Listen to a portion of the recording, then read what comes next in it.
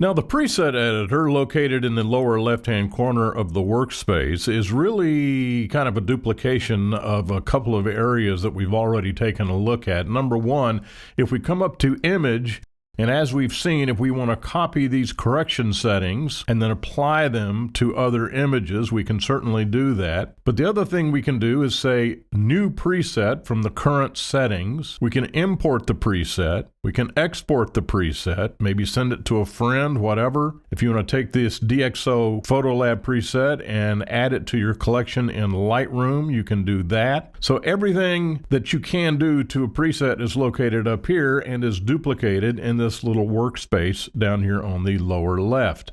Now we can duplicate the preset right here. We can create a new preset group. We can duplicate the same preset, and from here we can create a new preset using the settings of the currently previewed image. So if you prefer to use the little dialog box down here, then you can certainly do that.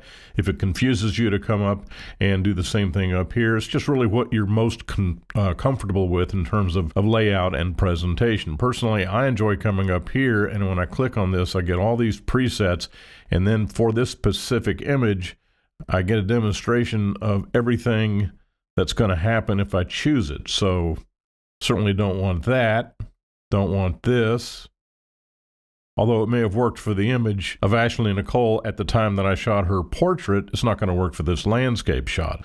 And so we scroll through all of these and we can find the one we want. This one has possibilities, maybe a little oversaturated, but otherwise it might have possibilities. But I think the one that I like the best, since I've scrolled through here before,